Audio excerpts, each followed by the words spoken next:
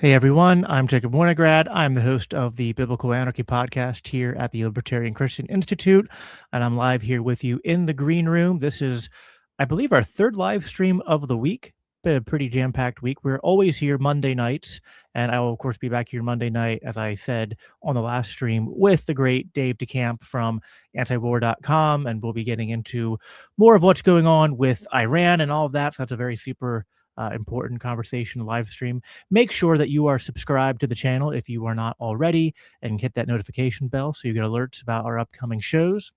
And then, of course, make sure you check us out at libertarianchristians.com. I am joined tonight by a guest who's his first time on the show. I've been over on, I guess, the show that he and the LP Alliance do. Actually, I guess would you call that one show or several shows? I mean, you have like a channel and you have a slew of different types of shows, but I'll go ahead and let this is Phil Rein from LP Alliance. Go ahead and introduce yourself and talk a little bit about the what LPA is, how you guys founded it, what it's about, the different things you guys are doing, and we'll just kind of dive into the conversation from there. Yeah, I mean, I'd say I'm a libertarian. I'm a scientist. I largely stayed out of the party for a long time, finding it pretty ineffective at moving liberty forward. And I kind of just stayed out of it and didn't really like being around libertarians or all that much. And I figured most people got it, right? Everybody that's there should have an understanding of what we're up against. And then around 2024, it seemed like people were not very aware of what we were up against, and some things are happening with the party, and largely the way people were treating each other and the culture within the party that I was like, okay, people need to come back. We need to shape things forward. And so a group of us kind of came together with this idea to fix the Libertarian Party and the culture surrounding it. And I know that's like probably an insane take and ask, but we had a lot of discussions early on about like what can we do?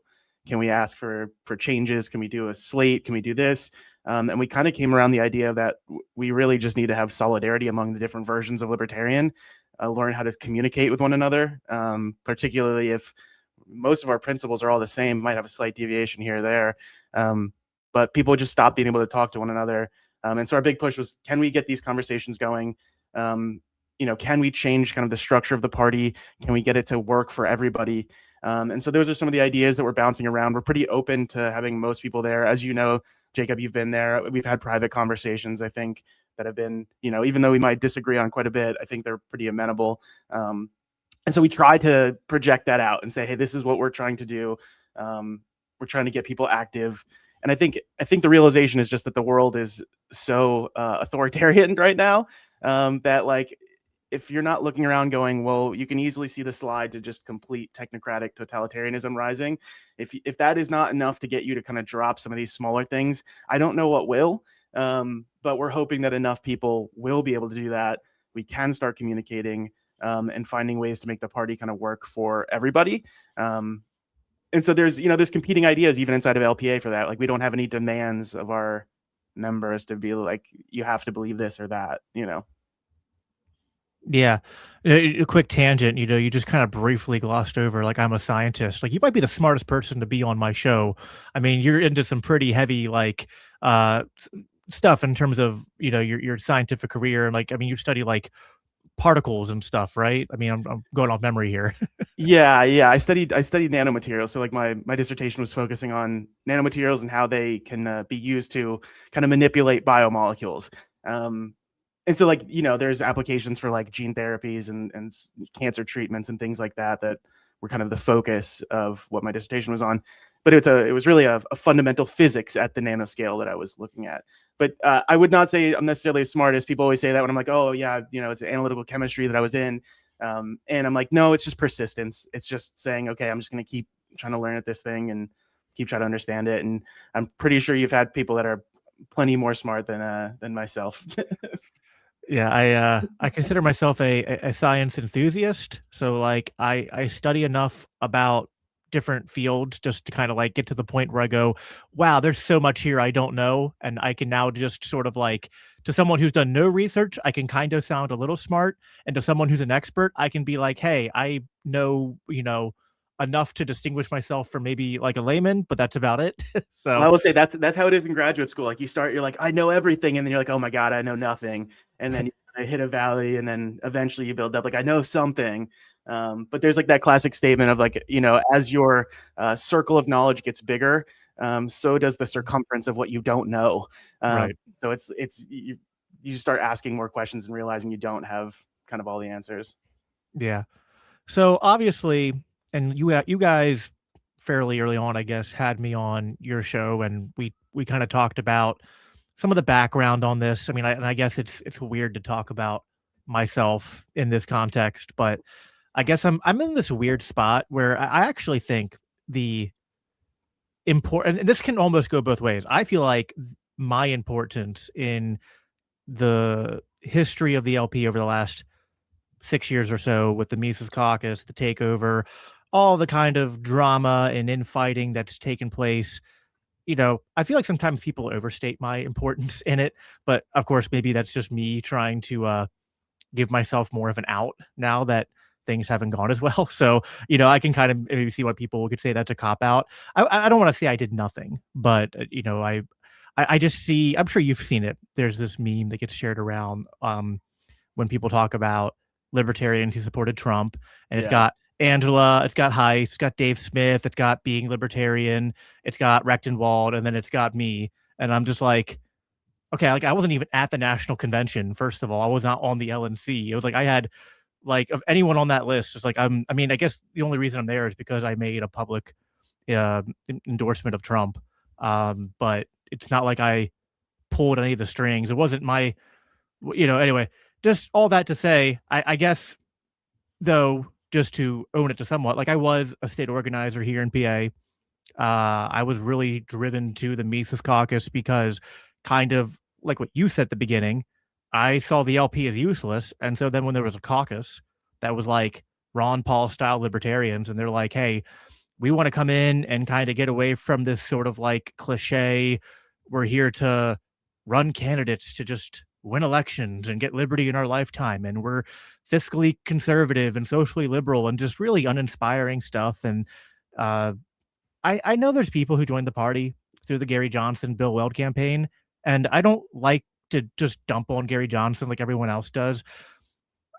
At the same time, though, I mean, like, I feel like you'd probably agree that campaign, for all of its flashy like numbers in terms of getting out the vote, it just wasn't very inspiring campaign. I feel like most people who voted for Gary Johnson and Bill Weld did it more so because it was like Trump versus Hillary, and they just really didn't want to do that. They didn't want to vote for either of them. So more of the moderates went libertarian than they might do in a typical election. So I was like, hey, I want to be part of something that makes the LP makes the LP better, that advances messaging, and that also I felt like when I had started to dip my toe into the movement and the party, that it didn't feel exactly welcoming at a certain type of culture that was kind of hostile to anyone who was, perhaps a bit more on the social conservative side.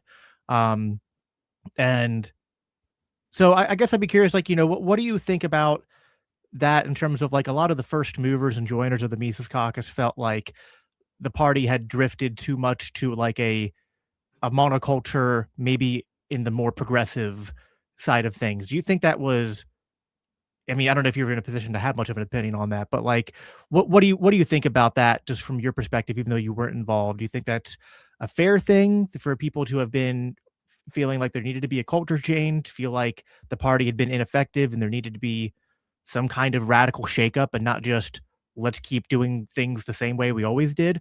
Because I always like to start these conversations here because it's like I get frustrated when I know it's a bit of a long opening ramble, but like I feel like there's some people who, when they evaluate the Mises Caucus in the last 6 years, their opinion is like everything was just fine with the LP. And I'm like, I don't even know how to start the conversation if we're saying the LP was just great and healthy and there was nothing that could have been improved upon, no problems underneath the surface. It was just perfect. And the Mises Caucus came and wrecked it. So what are your thoughts on that? No, I think with any institution, there's going to be problems. There's going to be people that are kind of ostracized out of it, or that that there's going to be disagreements about what is the trajectory of how do you move the actual needle. And like I get it. Like Gary Johnson's a pragmatic candidate. He did not make me like so excited like that he was going to represent me.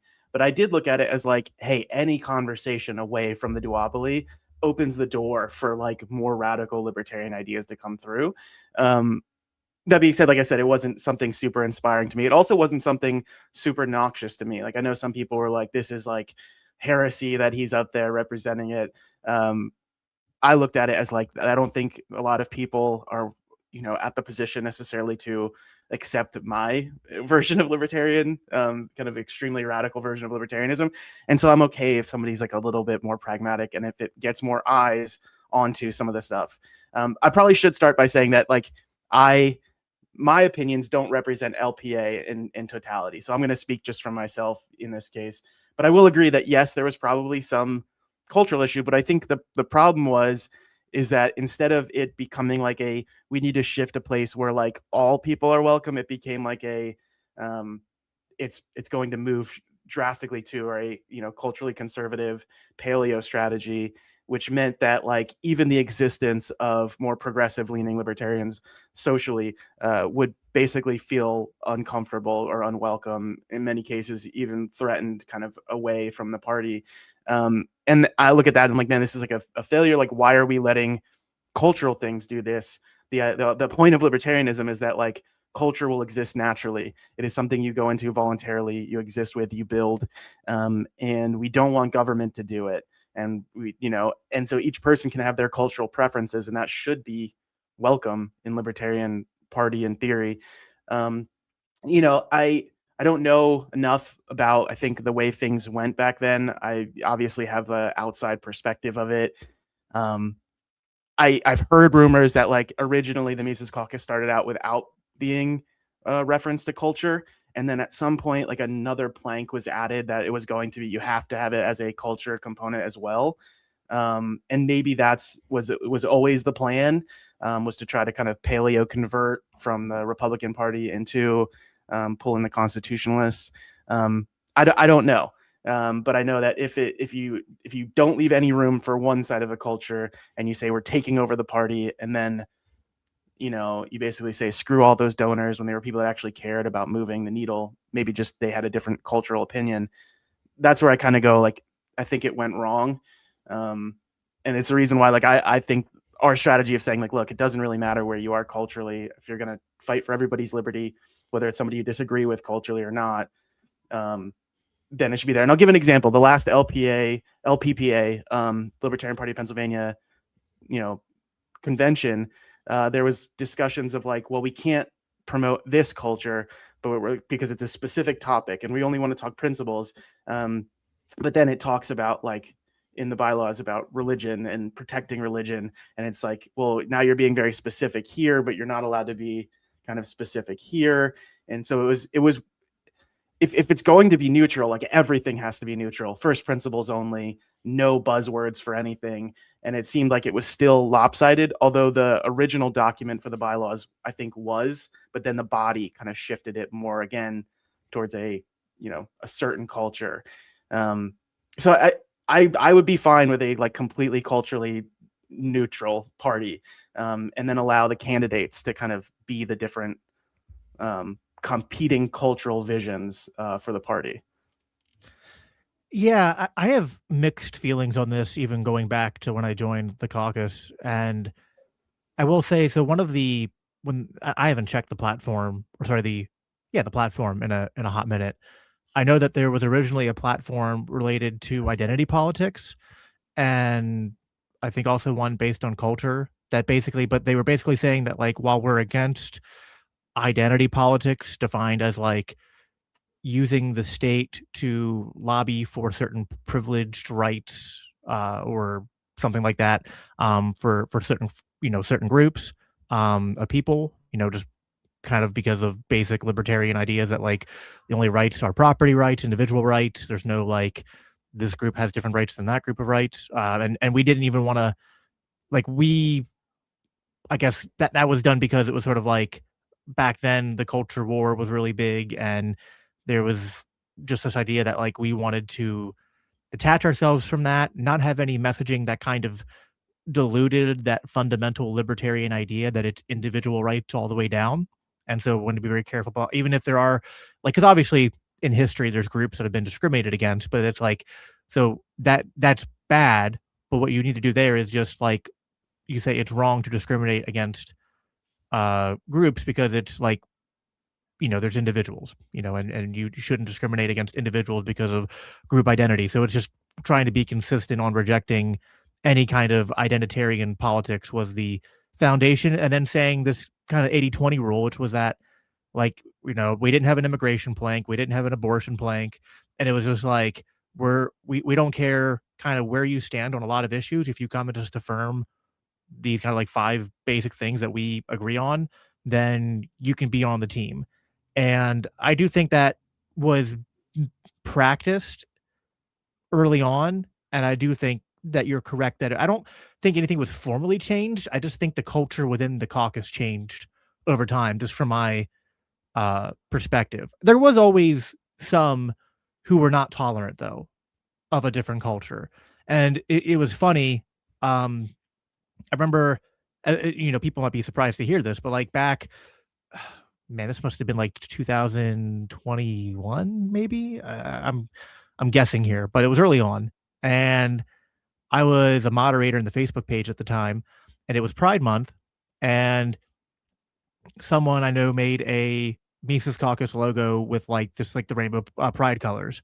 And I knew people who were in the caucus who were, gay and part of the, even trans, part of the LGBT thing. And even though I don't like the rainbow, pride color flag things like that, at that point I was like still thinking that like, well, we're trying to be kind of uh tolerant of those kind of things here. So I thought I would post it in the group to be like, hey, if anyone wants this, um, you know, go ahead and use it.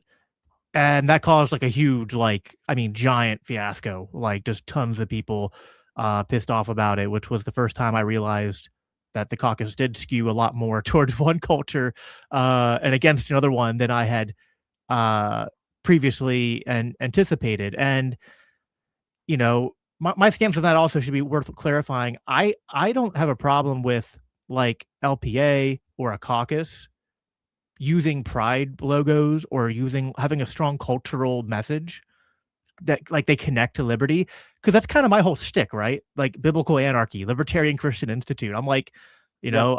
I lead by being a Christian, and my libertarianism kind of flows as a like an outflow of my Christian principles, and I kind of want to like my main focus is like I want to get other Christians to come to the same conclusion I've come to based on what Christian scriptures and tradition teaches. I just don't think the party itself as like as like our candidates or I mean candidates a little bit messier. Like I think it varies more on like the state level candidates, but I think our national candidate and I think our national accounts and our state affiliate accounts should stay out of that and be very like minimalistic messaging at best. Um it's kind of my take on that. But yeah, I definitely think the Mises Caucus culture shifted over time. I don't think it was ever like a formal change written into the caucus platform. I could be wrong on that. Someone could challenge me on it.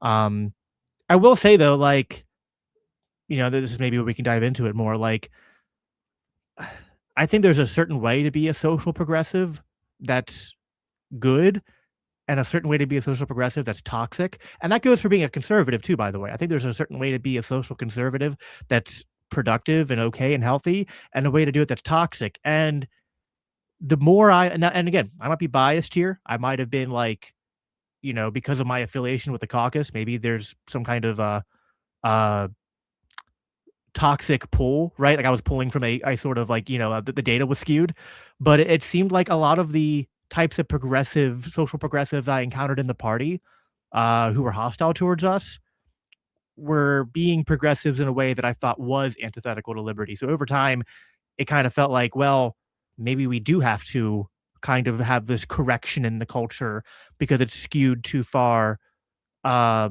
this other way. I mean, I have more to say to that, but I'll pause, let you respond. No, I mean, like I can understand the perspective you're saying that that there may have been people that the way they interacted with broad swaths of people was like painting with a broad brush, immediately guilt by association. But I think some of that is probably informed by the kind of friend enemy distinction that occurred. Right? You had bad actors and negative and toxic people, and nobody would call them out at all. It was just, your side did something wrong and then it's forgiven, right? Because they're your cultural ally or they're your political ally or whatever. And the way I look at it is, voluntary collectives are a good thing. They become bad when you start giving them rights above one another. And so when you have this large friend to enemy distinction that happens, really bad actors, people that give liberty a bad name, are just kind of left out in the open. There is no self-criticism at all. And it's only criticism of the other side. And I think that is extremely unhealthy, to have a kind of wide net of people, that you do have to sometimes ostracize bad actors from your own, cultural or political side, and say we can't behave this way. Whether that with and I think, looking, instead of singling out the bad actors, when you say guilt by association or whatever, then it becomes, I think it kind of amplifies that, and it kind of just snowballs into this very toxic space. I do think that some of the predictions were correct, though, from some of these people that were probably, maybe you would call them shrieking about what it was. And I think some of that was because they saw what was the bad actions that were being allowed to happen on one side. And then they were kind of not maybe pretending that their own kind of communication style was not part of that. I always say, you can push somebody that's on your side away, by your behavior, and the way you communicate. And you don't want to do that, right? You don't want to take somebody and push them into a worse space, and then stop sort of a collaboration that could be moving the ball forward. And like I said, I look around at the world and I go, things are getting bad. We are getting collective tribalism like we've never seen before. We are seeing large scale war taking place. We're probably currently in World War III. Nobody wants to talk about it. We have rise of, the spy state at home. People are being criminalized again for associations with groups. They're being targeted. And it only seems like it's ramping up. So if libertarians can't get serious and be hey, we have to push away some of these bad actors in our midst. We have to focus on these core messages. We have to find a way to communicate to one another, even if we have cultural differences. If that can't happen now, then what are we doing, right? Is it something that we just all going to live in a pipe dream and never have any real impact? I don't know. Well, yeah. Well, I mean, the libertarian solution to a lot of this stuff is supposed to be that you self-police it through voluntary association and whatnot. It doesn't have to be this rising to the level of something like cancel culture or even that. It doesn't have to be even demonizing the people, but it can just be saying, hey, we don't think this behavior or this messaging is acceptable. It doesn't represent us. I was one of the early, you want to say some of the anti-Mises Caucus people were correct in their predictions. I was, I correct from within the Mises Caucus, predicting that LPNH was going to be a problem, but everything before Reno was just so, they had tunnel vision about just getting the Reno reset done. And so it became a point where they were yeah, there's problems, but we're just going to have to tolerate it for now and deal with it after, because we need the numbers. And it's okay. And the dealing with it didn't go so well. And then there was a giant, falling out between the Mises Caucus leadership and the LPNH guys. And it, I tried infamously moderating a sort of a Dr. Phil kind of thing on a X Spaces it was me, Dave, and Heiss and the LPNH guys, and it went absolutely horribly. And it wasn't, the full thing wasn't recorded, but you can find half the recording out there somewhere if you look hard enough. But please don't look hard enough, because I'm embarrassed to. I mean, I guess it was worth trying, but man, it was just an actual. It was a crap show. I feel like.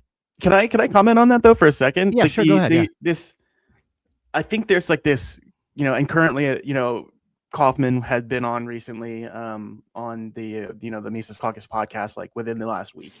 And so I question now, is that all that's left? Is that all that's left for them to kind of ally with? And it's kind of a sad distinction, because I think there's a big difference between culturally conservative libertarians that are principled, that really, they live this certain life, and that's the way they want to live for their family, and they want to project it. And most of those people I consider honorable community members. They're, people that I get along with well, even if I disagree on some social things. How is there not currently this aim to distinguish that, right? Like if I was somebody that was a culturally conservative person, and they're saying actually all right libertarians are really, they really care about eugenics, right? And they really care about these sort of toxic interactions, not very Christ-like behaviors in the way they communicate with people and denigrate people, not very Christ-like when it comes to treating people that might live differently than you. And I look at that and I go, that's not what I know from, conservative leaning libertarians. I never saw Ron Paul behave like that, right? And the way that's kind of the prototypical version of a right cultural libertarian that I think of would be like a Ron Paul type. And, I have family members that are like that. So when I see there being this kind of like saying, oh, well, this is what right libertarianism is, I don't know how other right libertarians aren't trying to be like, actually, we're different than that. Well, and I know, like I said, I think you tried. I think you may have tried to do that, but then now why is it coming back up again as like a realignment happening?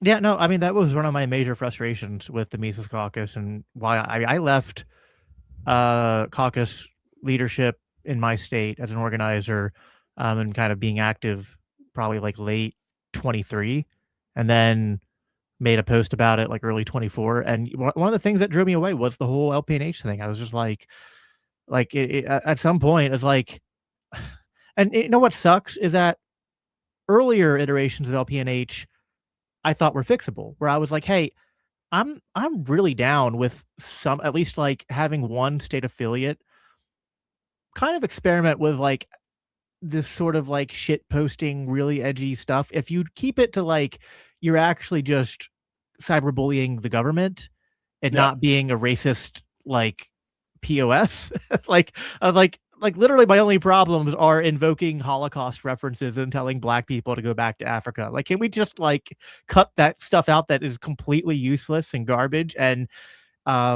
yeah, I mean, I've contemplated trying to have a conversation with Kaufman. Like he said he was open to doing it, but I just feel like we have fundamentally different worldviews. We don't define right wing the same way because to him, right wing means like, yeah, it does mean eugenics. It does mean it's identitarian in nature. He once told me, like on X, this is up there, that Christianity's okay, but it's got a real problem with that whole like, everyone's created in the image of God and forgiveness stuff. I was like, you mean like the core of Christianity? Like what?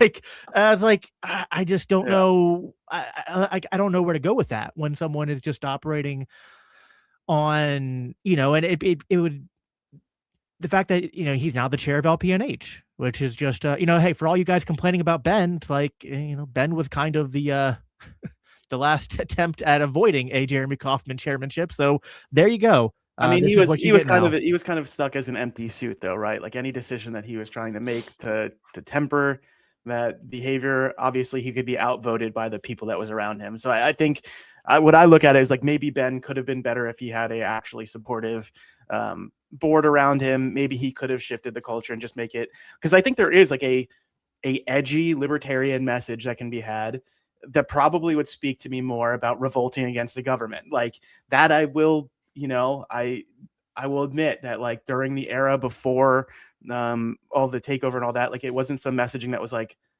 speaks to me as a person. It still isn't something that speaks to me. And then there's obviously LPNH messaging that speaks against who I am. But the like I would have been fine with like a very like revolutionary style message of like defending individual liberty actively, like and like questionably insurrectionist level against kind of the government that we have. Or even I would be fine with that. Or even like the stuff where it's kind of like Ron Paul saying legalize heroin, and it's like when LPNH, like probably their most radical post that's within, I think, the Overton window of what our messaging should be, was when they had the posts about legalizing or abolishing child labor laws. And like, yeah, that's a little bit of an edgy post, but like that's completely defensible beyond, within the libertarian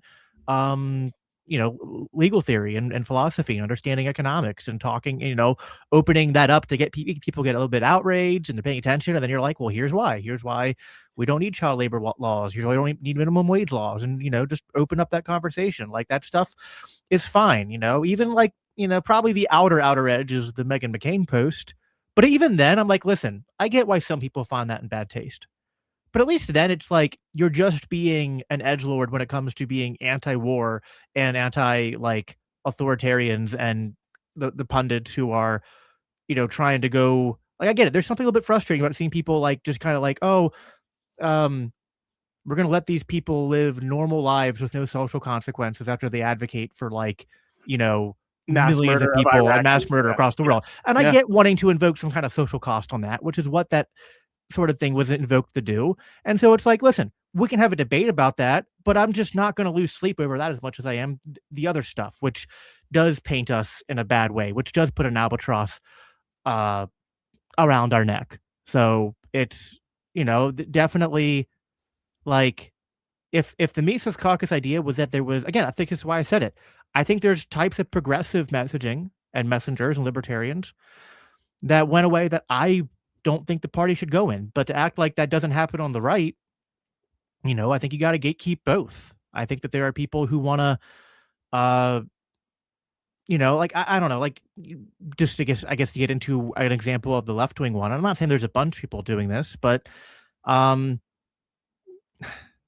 like I have a hard time from my perspective, and some people could say it's just my religious views, but I even try to think about this divorced from my um religious views. I think that the whole thing around gender affirming care for minors is kind of a left wing progressive poison pill that I don't like when some libertarians decide to go, hard into the paint on that stuff. Now, I want to distinguish that from like what Chase did, because Chase wasn't really going around like making trans kids his you know, um number one issue, right? And he was actually even against surgeries for minors. Which is, Trump has come out and been like, without parents' I know. consent. So he's like, it's very funny because you still see the trolls, kind of like the MAGA-tarian trolls in spaces, being like, he would have had all the kids transed, and it's like, well, actually, his policy prescriptions were kind of more careful than you would have for a Trump statement. Yeah, I mean, the way I look at it is that you can obviously look at a complete philosophical perspective of why the government shouldn't be involved in that, and that should always be our answer. It's just that government shouldn't be involved in deciding decisions for kids between their parents. And the way I look at it is that if you can say, hey, well, this is actually bad for a kid, and you're making that judgment from your worldview, then automatically that can be turned against you and say, well, you're not getting vaccines for your kids. That's bad for them. Now we can enforce the government to do it. You're giving them raw milk. That's bad for them. We must come in and guarantee that you're not giving them raw milk. And so like, this is where I look at it and go like, we're blurring the edges here instead of talking to the principle and saying like, keep the government out of it. And if anything, if there is this question of bad actors that are somehow swaying medical decisions, that we need to open up the question of liability, right? That there is, liability and culpability and retribution for if a kid was transitioned, that it came out later in life that they didn't like it, or there was some negative outcome, that they have the right to sue their parents or their doctors. Like, these are questions that still could be answered in the same way that if some kid was drinking raw milk and then years later they have this disease that they've been dealing with forever, or from taking vaccines or not taking vaccines, that they should have the ability to then go and fight for liability against their parents or the doctors that prescribe those sorts of behaviors. That's the reason why, like, I can understand why people will fight hard on this topic. And I understand why worldviews would say like, that's not good. But the point is that we shouldn't be projecting worldviews into policy prescriptions. That's the whole point, is that we shouldn't be doing that and go to Well, first right. principles. I guess what I just want is that to be consistent, because I basically agree with what you said, which is that I think and I actually made a post about this today. I said, I'm reading it, as a libertarian, I don't want the state in charge of healthcare, period. As a libertarian, I think doctors should not be shielded from liability for performing operations that mutilate people that aren't of sound mind, and especially on children. I don't think that's a controversial take at all. I think that listen, there's going to be some people who think that there are children, I don't have this worldview, but some people think that some children are going to be born trans and they're going to start presenting signs of that early.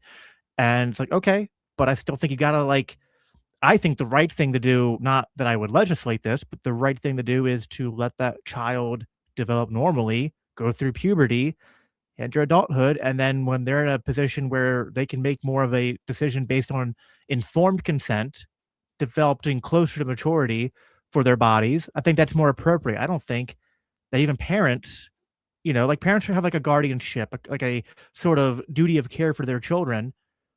But I feel like there's some things that, like, even as a parent, like, you can't consent for your children on certain things. Like, I don't think we would say that you can consent for your child to, like, have them get married when they're 14 or 15, right? Or enter into inappropriate physical relationships, especially with like someone older than them, right? There's a limit, I think, in libertarian theory on what parents can consent to for their kids. And I think these things apply there too. Now, I don't necessarily want that to be enforced through monopoly government. I think in a free market of healthcare, a lot of this stuff is going to get regulated through just regular market mechanisms that are going to recognize these truths and are going to put really strict limits. Now, maybe there's like, these rare edge cases, and obviously there's things like intersex and biological disorders around hormones and things like that. Where like I think that's just obviously different, and that's partly why you don't want to legislate this because the government's not going to pass laws that regulate such things in a way that don't discriminate against cases where people actually legitimately need some kind of medical intervention regarding to their normal development, biologically along their uh, you know sexual development and organ development and stuff like that and hormones. um but I feel like there is a certain type of libertarian who leans socially progressive, who hears everything I've been saying and goes like, "No, you're just a bigot and you just hate trans people." And it's like that maybe to someone like you or other people, that doesn't seem to be as problematic, but it is kind of problematic, I think, towards the goals that I think we both kind of agree with, which is that like I really like the idea of a ceasefire on the culture war. It just seems like there's culture war partisans on both sides who actually like kind of say they want to ceasefire on the culture war, but then don't actually mean it. And that's where I'm a little bit wary, I guess. Well, like I will say, like I am definitely on the other side of the culture war on this issue with you. Like I think trans people exist as adults, right? Like I think that they are there. I think that there's probably a biological mechanism to explain it, and I think probably in the future we will have diagnostics that will be able to do that more so than kind of sort of some of the subjective stuff that happens when they're psychologically evaluated now. And if that's the case, and if you know a trans person exists in adulthood and that there is some biological mechanism, then obviously a medical treatment earlier on to provide a better outcome for somebody in the future, I think that should be okay and allowed. I think you're right, though, that market mechanisms will help figure that out. And I think it will be sort of doctors understanding the liability that if they get it wrong, it will affect their business, it'll affect their wealth, it'll affect all of these other things that will kind of keep things in a better place than maybe the way it is currently. But I think the question there can be applied to like any sort of medical question, right? Let's say there's a disease that is progressing, but it's going to involve an invasive process to be done while you're young. Do you say, well, the parent can't steward that or not? Who's making the decisions on where that kind of boundaries of a guardian over the self-ownership of a child begins and ends? There's clearly some questions there about, and the way I look at it is like what will cause lasting damage, right? It's like when you think of sexual abuse of children, I don't think there's going to be any dispute around sexual abuse of a children is going to cause long-term damage to that child. And I think there is areas where there is dispute around the idea of if somebody is trans in their later life, when is it appropriate to intervene? What are the levels of intervening? Is it something where it's just really intensive therapy to find out if this is something transient or is this something real? And like I said, I think there will be eventually a biological understanding, and I think it will be rooted into sort of the development in early gestation. Yeah, I don't know if you know this, but like we all start out as the female sex and then we transition. And I think those mechanisms are so complex that there is likely something going on there that is different. And I don't want to demonize somebody because of something that the way I view it is it could be an entirely natural process that, we don't necessarily have any external control over. And I want people to live their best lives no matter who they are. And I don't necessarily want them to feel bad about themselves. Like that's Yeah, kind of I mean, where I'm and I don't want listen, like I think there's a lot of conservatives that market the conservative position on this really badly, and there's definitely such a thing as like transphobia, right? Where people view that they don't just have a different of belief, they don't just have a skepticism towards treatments. They're like, I'm disgusted by this type of person and I hate them. Right? This is where you get like the Michael Knowles, like, I think this needs exterminated from society. And, that's not the kind of messaging I want to promote. Yeah, I feel like a lot of people who are trans, I've met people like this, like, I think, I don't know what it's like to live with that kind of, discomfort, that kind of, sort of like mental stress or trauma that they deal with to varying degrees. But I know Yeah. for some of them, it's particularly, hard to overcome. I know people who have undergone transition and that's been better for them. At least that's their subjective experience.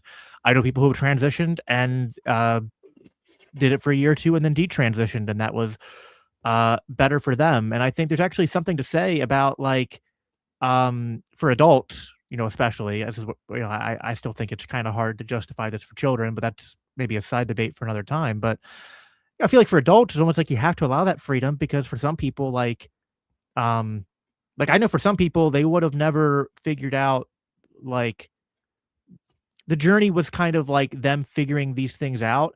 And if the government had gotten in the way with certain like bans, that wouldn't have been helpful towards their long term growth and figuring out like, the best way for them to live with their differences. But I think like the human body's super complicated. Brain chemistry is super complicated. Yeah. And it would not surprise me that there'd be biological markers that like maybe some subset of the population who we correlate a lot with the trans community, are born with some kind of like thing that when that change happens in utero and that development process that like uh I don't know, there's just like certain markers or certain genes or certain things in the brain that don't correlate the same way and it causes this dysphoria.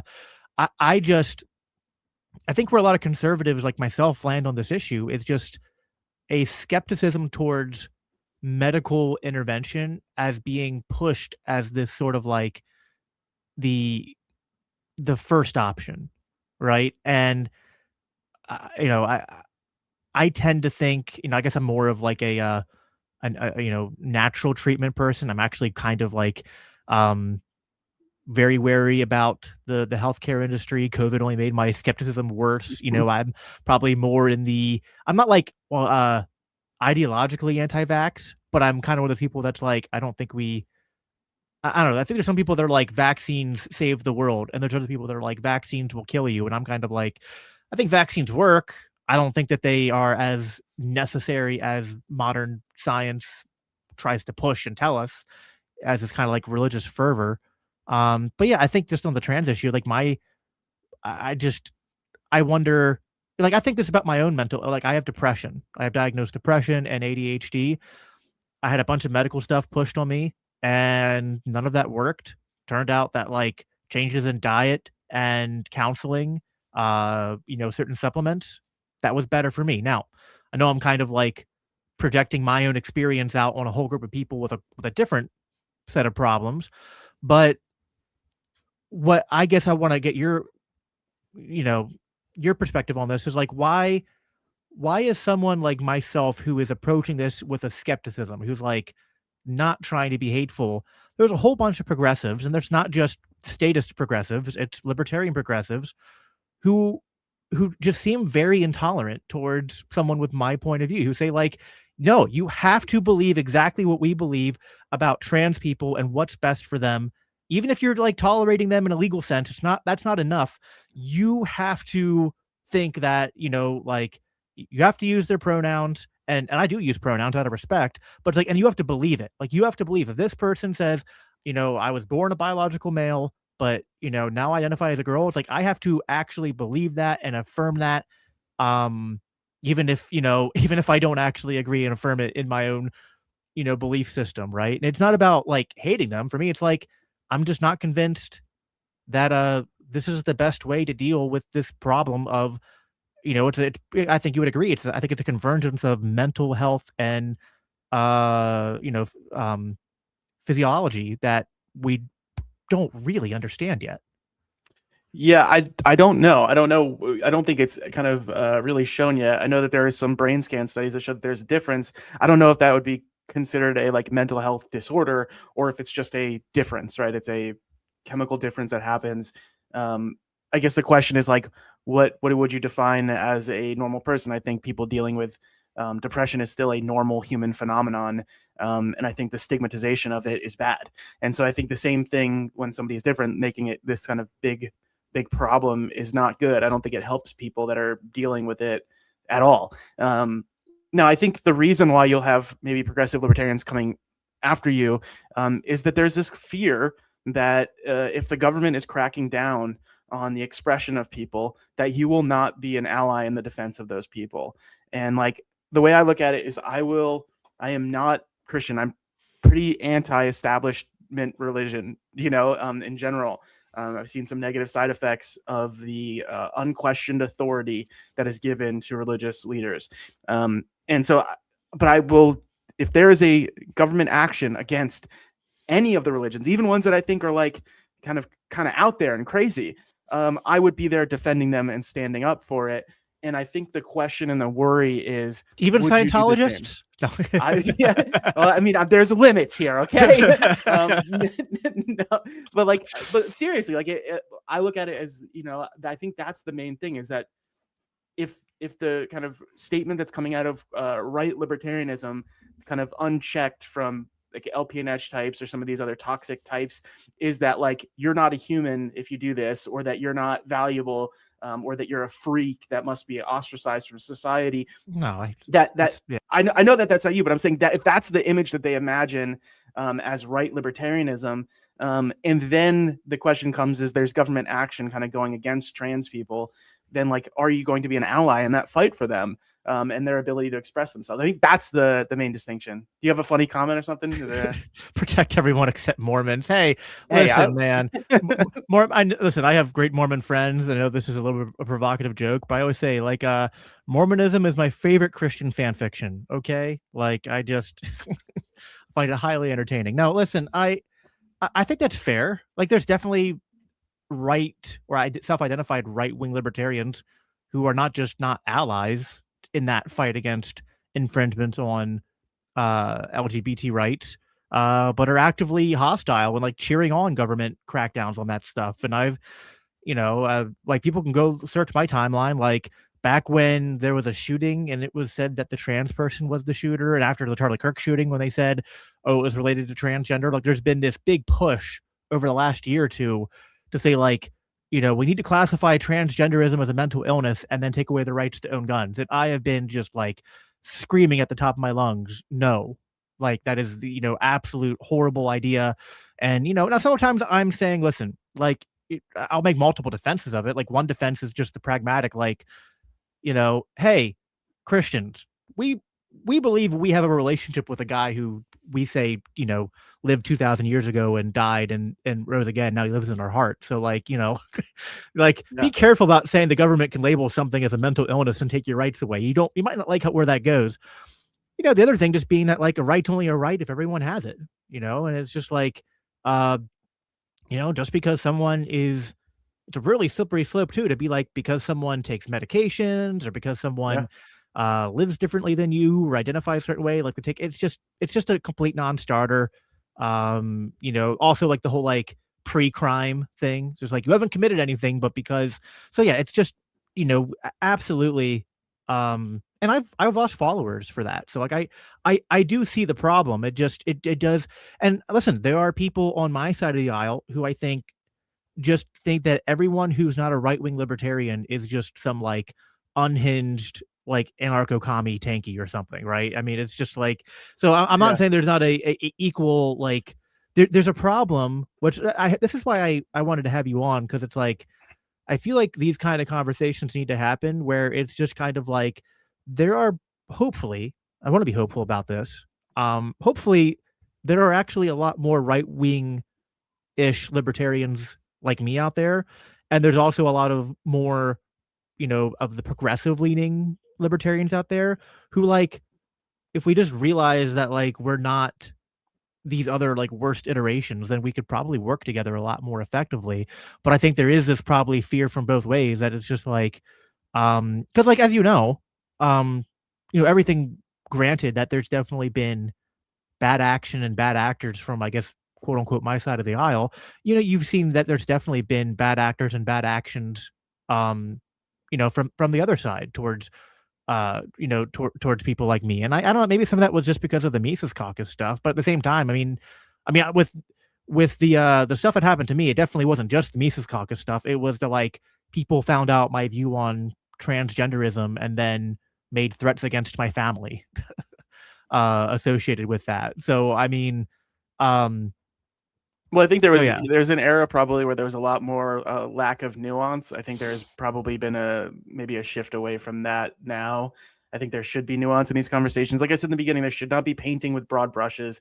Like I like to call out specific individuals that I think are really negative in their interactions, and I like to interact with people that would be culturally conservative, but that are principled libertarians that don't kind of espouse this toxic behavior, even though I live very differently. And like, some of my family members, but like I have two brothers, one of which is a Ron Paul style minarchist, sort of right wing libertarian. And I have another one that's kind of a very progressive minarchist libertarian. And I'm like the burn it all down anarchist.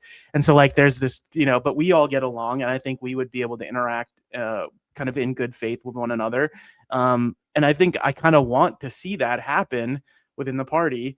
And that I do kind of want to see a resurgence of kind of good-natured Ron Paul types that will kind of collaborate across the various ideologies and find a way to do this thing where we actually move the fucking needle more than sort of selling out to Trump to free one person.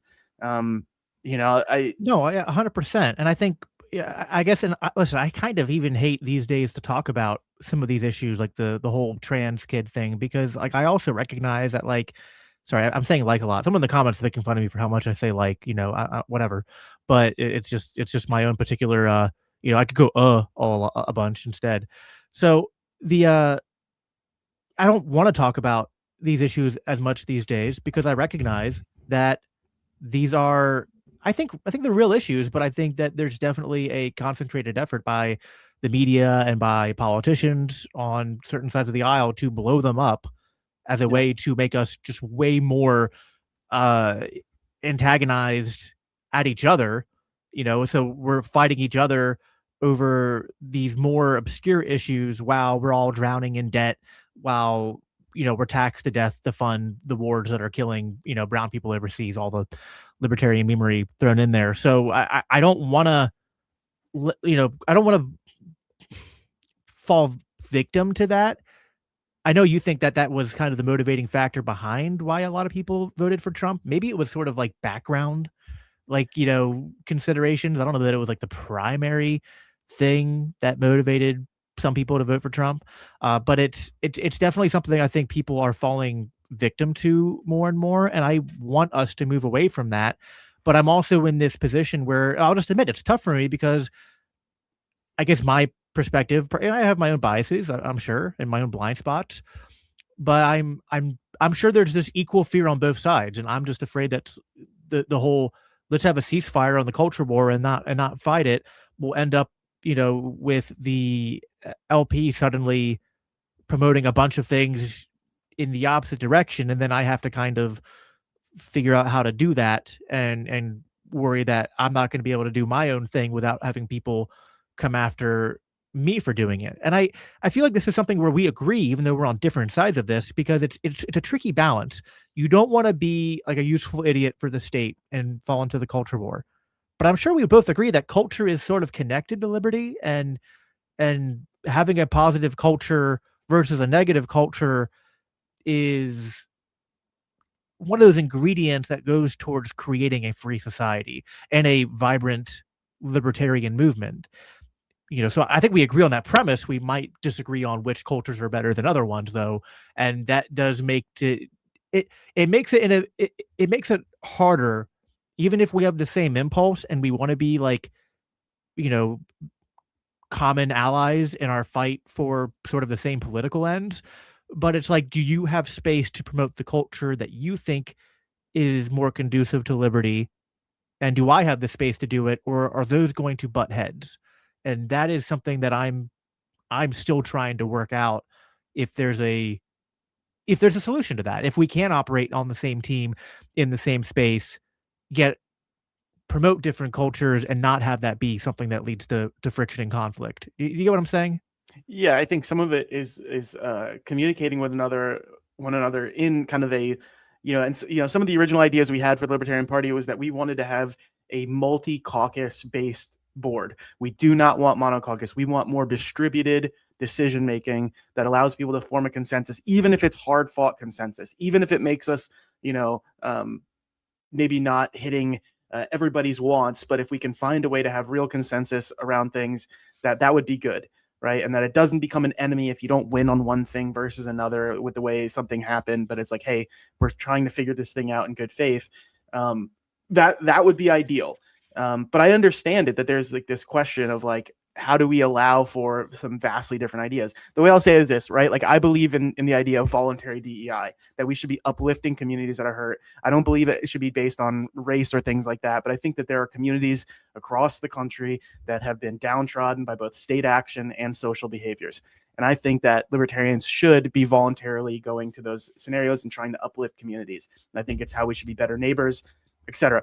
I'm not going to sit here and promote that with the language that it is used through the party, right? Because if I say, hey, we actually do believe in DEI, but just voluntarily, that's going to make a lot of people that might be right-leaning very angry. But I could probably write up a version of that, of a statement that you would agree with, without using any sort of those buzzwords that seem to really anger somebody. And those are conversations that should be happening, right? And I've made kind of sort of the argument before about this, like the idea that there are cycles, that I believe it's a biological function where communities get stuck in cycles. And it's the reason why you have trailer parks where they, have, domestic violence in generation after generation. And there's reasons why there's drug addiction generation after generation. And I don't look at it as a hard stopped, this is a gene problem. I look at it as it's a more adaptive process, and that we should be trying to fix that as a society in any way that we can. And it should be done voluntarily, because that's how you actually get real positive change, is people that believe in it going and voluntarily trying to help. So this is my point, is that there is ways to have these conversations that do work for everybody. But if the minute somebody even says that, like if I said, hey, I believe in voluntary DEI, and then first thing you say is, well, fuck you, communist Antifa bastard, like you're not supposed to be in this party, and I'm going to remove you, then it's over, right? And that's what I mean by, like, there are some bad actors that will label anything as the other, and then if you're not on their side, there's a problem. So I don't know. I think there's ways to do it. I'm hopeful that it can be done. I think the problem really is that we have lost so many people from it being toxic for so long, that there's like trying to pull people back and say, how do we promote this? How do we allow for these things that we want to be communicated in a way that's kind of good for everybody? That's my biggest worry, is that people have been kind of toxified out. And I'll give an example. Like, I've talked to a bunch of people that were trying to help in the LPNH takeover, and many people are just like, I can't be involved with that because it's so toxic. It's a risk to my career to even show up to a convention and tie my name to it and put it out there publicly that I gave money to this organization, right? Like, that is not that's not how you end up having a conducive collaborative nature between different versions of libertarian. It'd be the same thing where if it was like somebody was saying, yeah, actually, that kid has more self-ownership. If you failed to steward their kind of their want to become trans, that's actually wrong. That they still self-own themselves, and they must be allowed to promote the gender-affirming care for their child. Like, that would be equally as if I said that, and now you're like, I can't be associated with this, right? Some sort of forced community taking of a child from a family because they're not doing that, even if it wasn't a governmental one, if it was a community-based one, that would be equally, I think, as offensive to the other side of this than it is to have the kind of forced eugenics and toxic messaging out of LPNH that would just keep people away. And it's not something I want to see.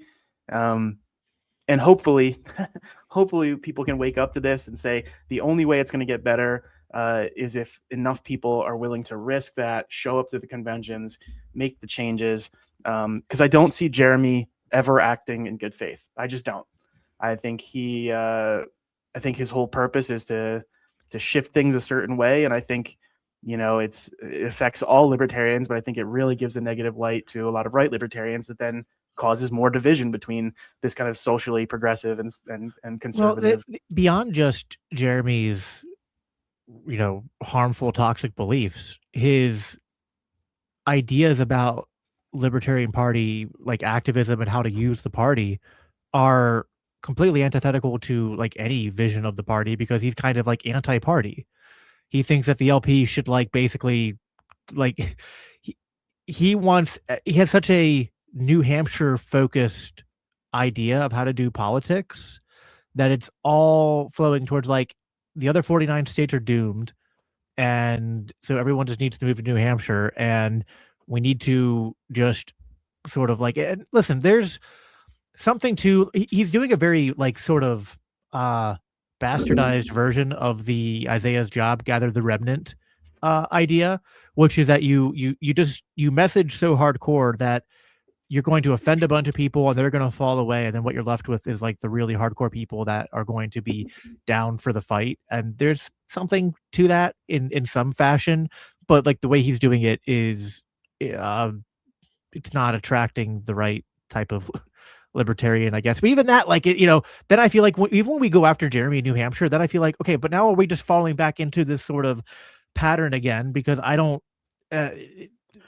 Believe me, I'm not saying I'm okay with the messaging Jeremy is doing, but I also feel like there's a lot of people who think that Jeremy, and I'll be honest, I'm not saying I'm 100% sure. I'm 90% sure Jeremy's serious is what he says, but there's some people that say like, no, man, it's just they're like Trumpers with Trump, like it's just 5D chess, like he's just saying all these offensive, wild things just to like be provocative and trigger people, and just like he is such a maximalist on like right-wing libertarianism, and he wants to make all the left-wing and even center libertarians go away and just have it be right-wing libertarians and have everything just be New Hampshire oriented. They're not willing to play on the same team. They're not willing to promote a national strategy. At least that's not the vision that Jeremy's pushing. So it's it's harmful. And I like beyond just the sort of like wasting money in something or like being worried about losing your job. I mean, it's just, I gotta be honest, my biggest black pill of the party right now and getting back involved is that it just seems like, and I guess I own some, again, I feel like some people give me too much credit for my role in this, but I'll claim some credit that like, I guess I played a role in messing things up, and now things seem so messed up. And I'm like, oh, I don't even know how we go about fixing it. I think it's admirable what you guys are trying to do, but it's I don't know. I want to believe in the LP because and maybe this rings hollow for some people because I voted for Trump. Listen, I never voted Republican before in my life. It was the one time I did, kind of did it like it was slightly on a whim last minute because I kind of got caught up in the moment and thought like, all right, maybe the right's finally learned their lesson. Maybe like Trump will actually do some good things, and they're quoting Ron Paul and all that. I'm like, I don't know, like, I had reservations, but I was like, I guess I want to see where this goes. Maybe some good will come out of it. Now I'm like, more than I ever was before, the GOP is doomed. I made a post the other day, I don't know if you saw it, where I said, I will not vote Republican ever again, and not even if Massey runs. And I love Thomas Massey. If Thomas Massey wants to run for the LP, I will go and door knock every door in my county for Thomas Massey running on the LP. But for the GOP, I just think it's a lost cause. I think the Republican Party might be worse than the Democratic Party at this point. And I say that as a right-winger, but I honestly think the Republican Party at this point is worse, more statist, more authoritarian, more compromised. And I feel like there's just anyone who is like, well, the LP is too small, so the only option is to try to make the GOP better. I'm just like, you're deluded. You're deluding yourself. You can't. Yep. It is firmly entrenched in the swamp. I will never vote Republican again, not even if it's Thomas Massey, not even if it was Dave Smith, not put anyone in there. I will not vote for them. Also, anyone good who could win will not win. That's the other thing. Like, they're just not going to get they will never get past the primary. So all that to say that because of that, I want to believe the LP can be effective. I'm just not sure we're ever going to get out of our own way. Not to mention, we have to get out of our own way and then fight the state just to get on the ballot. It does just feel like we're fighting a really, really uphill battle. And so I don't know what your thoughts are on that. I know, you were more of the anti-politic anarchist, and now you're trying something different. So, Yeah. uh, I mean, I'm still kind of the anti-politic libertarian and anarchist. I still don't know if this is something that can be solved through voting. I kind of I am hopeful that it can be, because the other option is not great. And I think anybody who deludes themselves in thinking like this is going to be some glorious kind of return to liberty after fighting to get it back physically is, they have not really thought about what will happen. They have not thought about the loss that will happen and all that. And maybe it's required. Maybe it is true that the tree must be watered. I don't know. You know, I look at it like we have to have a long-term aim to really change the culture within the LP. And if we can do that, then we will start getting people to come back again, because nobody wants to come into an organization that's already tiny, that's already insular, and then be stuck around a bunch of toxic people that can't communicate with one another, when all they're used to when in the duopoly is this idea of toxic interactions between one another, and they're trying to escape away from that. They come into the party, and then it's just toxic behavior. And I'm still, like I said, I'm not like a party person. I'll show up to convention and I'll vote to try to get a more distributed board and whatever. But like, I don't want to sit on a board. I don't want to, like, unless I absolutely have to, I don't want to do it. It's not something that excites me. I want the party to be functioning in a positive culture that allows liberty organizations that orbit the party to go out, do work that then kind of shares that culture more broadly. So you think of things like You Are the Power, which is obviously they say they're nonpartisan, right? And they are the way they operate, but it's clearly based on libertarian principles, that they're going out there trying to fight for the common person. And like, that should be something that's promoted broadly. There should be many of them that orbit it. And real world libertarian activism should be kind of promoted and projected by the party. And I think if you do that long enough, people will see the positive effects that we have when we do things voluntarily. And eventually more and more people will be brought on and go, oh, I've always worried about poor people and sick people, and who's going to help them if they're poor and sick. And then if they see voluntary mutual aid networks actually form up and actually help people, or people just signing a letter that says, if I wasn't taxed, I would still give to help other people. I would still donate to charity. I would still work to help my community. If those sorts of things happen and people saw that there could be a real another way to deal with society's ills that are libertarian based, then I think over time, in the long term, we could win. But we have to get over the hurdle that we're in right now. You're really onto something about this mutual aid thing, because let me tell you, there's a lot of people like that I've talked to across the country, and even like people I know in my church, who have all kind of said the same thing. They're more maybe culturally conservative, but they tend to not be libertarian or vote libertarian. Some of them even vote Democrat, because they say, I've seen too much suffering in the world, and I used to be more liberty minded, but I just don't think that the market and charity alone can make up the difference. And that is a big hurdle for some people. I get that. Like, I came from the left more because of some of those reasons. I was more market skeptical. I didn't think that I thought we had to have some kind of redistributive model to take care of the poor.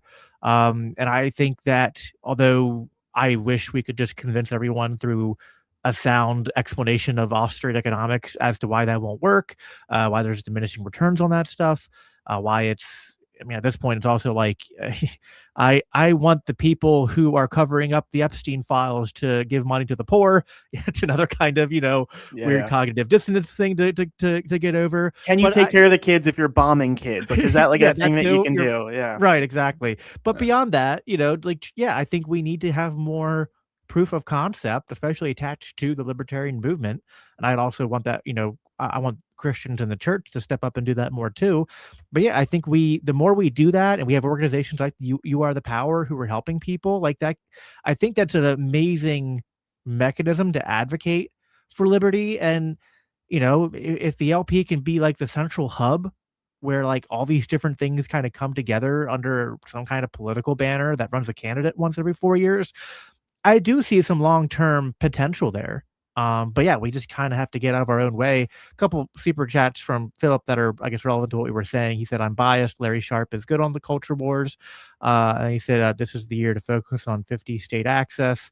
He was talking about New York here, ballot access in New York. And yeah, listen, I understand Larry has to kind of run as a Republican this year. It's I get the New York ballot laws just suck. Larry was on the show a couple weeks ago. We had a whole conversation about that. Larry's a good guy. Nothing against him. And yeah, like there might be still some limited instances where running as a Republican locally makes there's some marginal utility. Probably also running as a Democrat locally has some marginal utility in certain counties and races based on state laws. I know a constable that used to be involved in the LPPA, and he had to run as a duopoly candidate. I won't say which party, but like he had to run as one of them. But I interacted with him when I was going to do. There's a local business and nonprofit in my area that had an injunction against their property, a bunch of horrible stuff. But I was in the local township building, and asking them, where does his authority come from? And he got the right answer, right? Is that if any authority that he can have is delegated directly from us. So like clearly, there are people that can run as that. Will they ever espouse my version of libertarian? No. Are they closer to what I want? Yes. So then that's not, I don't necessarily look at that as a bad thing, but I think we need to get serious about the long-term growth of the political party. If there's going to be a strategy at all about showing that the world can exist without a coercive government, it needs to be long-term. It cannot just be just running politicians. It cannot be just doing activism or messaging. It cannot be just trying to leverage the other parties. That's not inspiring enough if you just do any of them. You need to basically bring everybody in and give space for people to kind of operate the things that they want, and have shared victories. Like they have to be a shared victory across the board. Like I disagree a lot with kind of some of the takes of the Defend the Guard people where they're talking about using National Guard against people that are being able, like the way in which they could be used as like a standing army inside the United States. But if those bills get passed, I would think that is a win for a libertarian process, even if I disagree with the people that are operating it. They are constitutionalists, libertarians, but I still think it's a good thing that should be as a shared victory. That should be happening across all the versions of libertarian if we're getting wins or pushing these various goals. And the fact that we don't do that, and the fact that we kind of just allow them to be separated, I think is a sad thing. And hopefully we can move towards the right direction. And I'm still like up in the air of like, will it happen? I think the more of these sort of conversations, the more likely they will be. I think, You Are the Power does great work. Freeze in the chat here talking about how he raised, while doing that live show. I think there are positive things happening in the liberty movement. And like, clearly there are some negative things, and clearly the world we're living in is hyper authoritarian right now. But that's our greatest moment to like wake people up, I think. And I think we've been not seizing on it as well as we should, in the same way we didn't seize it super well during COVID. And we can't keep letting these like easy opportunities to show why our principles are better just keep going to waste over and over and over again. Yeah, no, I hear you. I feel a couple things as we're winding down here that I guess I want to talk about briefly too. I mean, something that I'm struggling with moving forward, trying to figure out how to get something like a positive culture back, is that I'm in this weird space where, like, on one hand, like I'll give you a point where I think we're in firm agreement, and then a point where it becomes a struggle for me. I have lost the taste for the takeover stuff. I think it was an absolute mistake. I think it was such a waste of time, a waste of money. It burned so many bridges. It hurt the party. And there are ideas from the Mises Caucus things that were tried, things that were proposed, that I still think like I like that idea. I think there's merit to that. But it was wrong to ever feel like, well, the people who don't aren't on board with us, they need to be run out of the party or stonewalled or work around. We got to be Machiavellian about this. I'm not with that anymore. Listen, there are some people who are going to be upset that I ever was, and I get that, and maybe you don't trust me now, and I get that too. Um, those are conversations that can be had. I hope over time. Listen, I've actually, not because some people have said I have to. I was actually already doing this. I mean, I haven't done anything with the party in a while. Like I was not. I haven't been to a state convention in like 2 years. I haven't been to the national convention. Like I've stepped away from the party, and I'm just kind of like talking about the party as an outsider looking in, because I was just like, I need to be out of this for a while because I've contributed to just too much of why this is a giant mess. Um, I'm also, I mean, since Free just brought this up, he said he's blocked by the Mises Caucus. I'm definitely not happy with the extent to which, the Mises Caucus does not, yeah, they're still operating in this kind of like friend enemy distinction. And I still have, listen, I actually hung out today for like several hours with one of my closest friends who is, high up in the Mises Caucus. And I'm not gonna say who he is, but um, we're still really good friends. And so this is where I'm getting at. I understand the frustration some people have with Angela, with Heiss, even with Dave, with the Mises Caucus in general. And yet a lot of those people are still my friends. I think they're misguided. I think some of the things they're doing are wrong, or that they did are wrong. Um, but it does get frustrating when it feels like there's some people, and I'm not going to call them out by name, but there's some people who will never let it rest. That like it's not enough for me to have recanted on my vote of Trump. It's not enough for me to have even say like, here's where I depart from the Mises Caucus, and I still even agree with some of their ideas, but I'm not down for this takeover strategy anymore. But it's like, nope, that's not even enough. It's like you must be actively anti-Mises Caucus. You have to publicly denounce Angela. You have to publicly denounce Heiss. You have to publicly denounce Dave, or whatever. I will publicly denounce Rechtenwald, but that's for completely separate reasons. Um, you know, so he went a little bit too far down the JQ stuff, but yeah, that's kind of, I guess, something where I have a problem, because it's like I get why you could be frustrated by things that they did, or even maybe the things that they're still doing, but it's like, hey, I don't agree with some of the things that they're even still doing, but I don't know, they're still my friends. Like at some point, like, don't friendships run a little bit deeper than politics? And it's like I also want to persuade them as my friends, as people who I think have actually, if they got past this sort of, if they abandoned this strategy, it's like I think they could still be a positive force for liberty in the world and in the party. So it's like it's not enough I publicly express my disagreements with one. I have to hate them. I have to think they're the worst evil people in the world and like go to war against them now. Like, because like that's the worry I've had about LPA is, and I think you guys have done okay, but there's been a couple instances where I think you guys have maybe even miscalculated a little bit, where it does turn into sometimes resembling what I saw from like the Fakertarians, where it did become this like, you guys aren't just trying to unify the party. It's like, no, now we're identifying as the anti-Mises Caucus faction of the party. And that I think you would agree, you guys want to avoid that, because that just continues the kind of cycle. I mean, I think we've publicly kind of made the statement that like we are not anti-Mises Caucus member. We are anti-me tox. So like the toxic behavior of like it's either my party or it's nobody's party. That sort of behavior. The idea that like they will gum up the works in that Machiavellian way. Like I'm sure you've watched some of the LNC stuff where it's just nothing but like resistance to it, trying to kind of peel back certain call outs for when the idea of trying to fight to get the sort of investigation into the McCardle stuff, like that the fight of that is never ending. Like they've tried to bring it up 6 times, it keeps getting voted and saying like, no, we affirm our investigation. And like all of that. You just have to go, okay, something bad happened, accept it, right? Like, it just accept that something bad happened.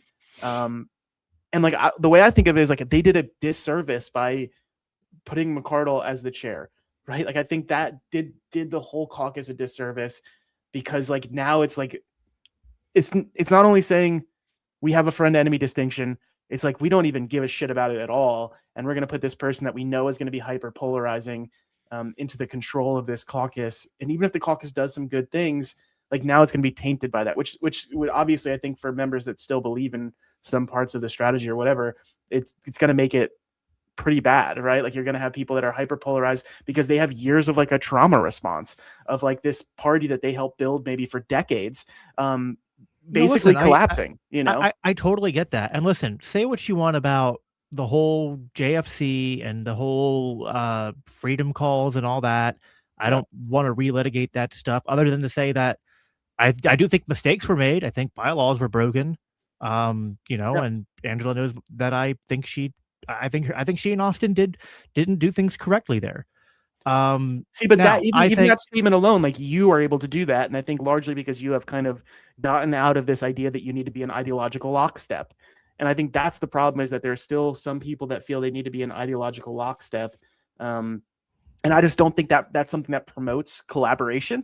If you have to be an ideological lockstep in the no, same way, sure, I like, agree. Yeah, I agree. I There's think that definitely there's a distinction there between you and maybe somebody that's still in that ideological lockstep. but I also think that, like, I think there's some people that try to take it away from her, and I think that was wrong. I think Angela did play a at least important role in helping to get Ross Ulbricht free, and I think she's been playing an important role to try to get other political prisoners free, and I think actually Angela feels like that's her thing now, and I've even said, like, I kinda do agree with you, that's kinda your thing now. I think you should do that with the connections you've made, and I actually feel like she would do that better if she wasn't chair of the caucus, so it's like, it's like, I don't it's like but it's like, again, there are some people, and maybe they're the minority of people, but there's some people who have literally, and I'm sure you know some of who I'm talking about, who like they make it their mission to uh like bring me up and talk about me on their posts or podcasts or whatever, and be like, Jacob can't be trusted because he won't condemn Angela or he won't condemn Heiss. And it's just like, to me, that's just as like, yeah, I get it.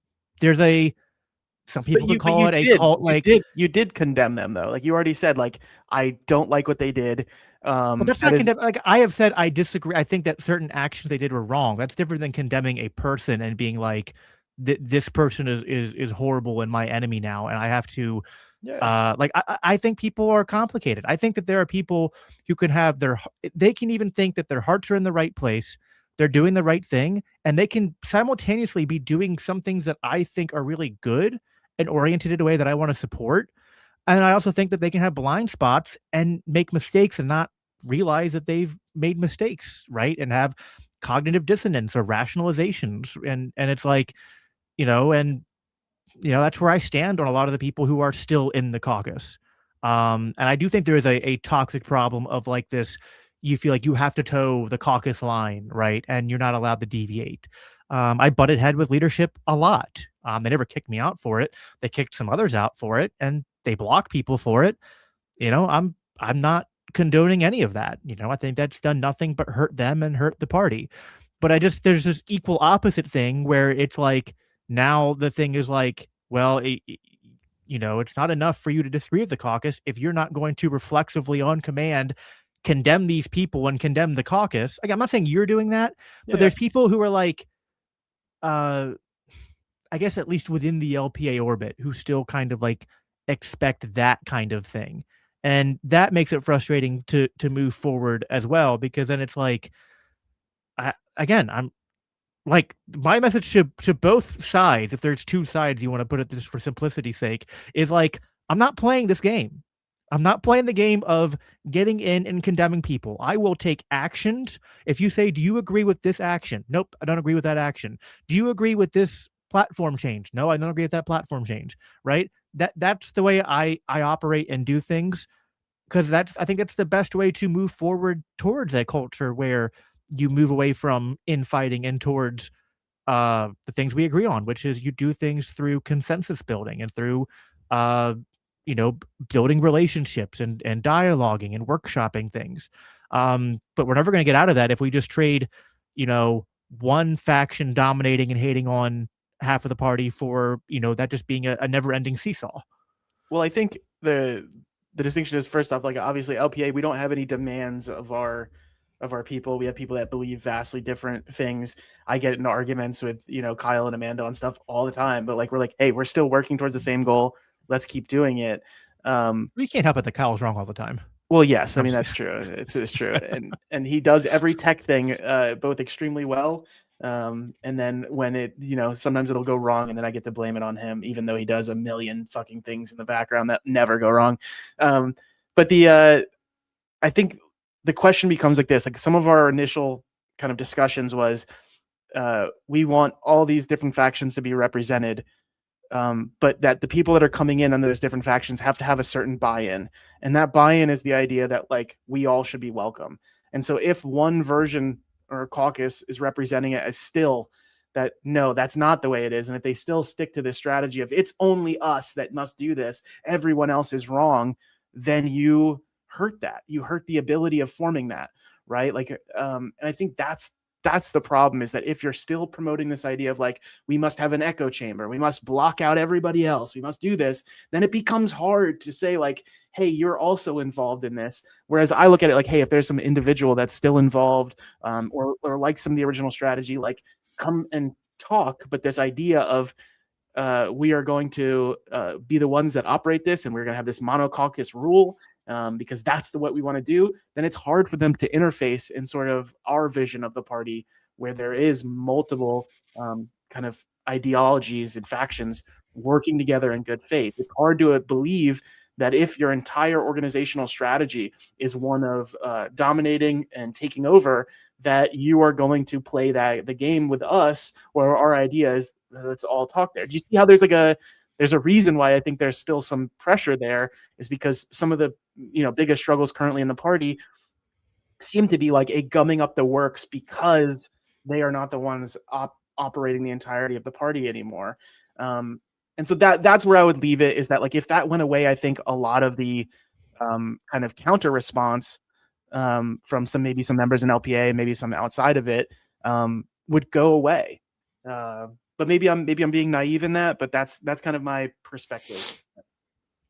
No, I think that's fair. I can appreciate where you're coming from with that. And yeah, I mean, there's certainly uh listen, it's a mixed bag. I feel like I'm not in the caucus anymore, but like I know so many people, and I still get to like hear about like things going on in the caucus and in different, you know, states and whatnot. And it, like, I think that there's a lot more people than I think you might realize, who are like, even though you might think, well, because Angela's chair and maybe the top down message is still takeover, there's still a lot of people who are just showing up in committees and working with people who are not of the same caucus. And really, that's been true the whole time for the most part. I mean, I can't call, even when like the Mises caucus took over PA, I can't recall one time where I served on a committee where the entire committee was just Mises caucus people. Like, we always had to work with people who were outside of the caucus. Like, our treasurer, like, we never, I don't think we had, I think we had like for like 6 months once, a Mises caucus treasurer in LPPA. And other than that, it was usually non-caucus people. I think his name was, God, I'm forgetting his name. He's one of the old seasoned guys here in LPPA, and he's been having health problems recently. And it makes me feel worse about it forgetting his name, because I should know it. I'm just bad with names. But he was like even like a anti-Mises caucus person, but he served on the LPPA board as treasurer for years, and it was actually a very good working relationship. So it's like, I feel like maybe people who only know certain like experiences of the Mises caucus from, like, you know, national or from whatnot, have a very maybe limited view of it. Like, so, but I guess I can appreciate where the other side's coming from on this too. I guess I was going to end on this and then give you the last word, because we're uh, about out of time. Yeah, I want there to be more consensus making, and I want, uh, listen, I definitely have harsh like I have worries and concerns and skepticisms, I guess, towards maybe again, I'm just for sake of simplicity, like your side, just in a broad sense. But I definitely have harsh words for, I guess, broad sense my side. And yeah, things definitely, I'm not saying it's all like, well, you guys just need to change and then we'll be better. No, there's definitely people uh, that need to learn the lesson of the last 6 years. And I think they need to have humility. Like we sold this whole takeover thing as we have to be this scorched earth because you guys are screwing it up. We know how to run this stuff, and we're going to come in and it's going to be awesome, right? And we're just going to have all this influx of money and all this influx of membership, and we're going to have this really awesome presidential campaign that's going to just grow the party. Like we know how to do it. There was this, and that was part of what justified the takeover was this faith in that idea, this idea that like we actually know what to do and we're going to come in and do it.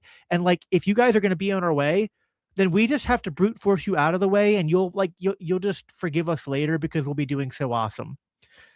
But as soon as it became apparent a year in, and 2 years in that we're not doing awesome, that actually we're screwing everything up.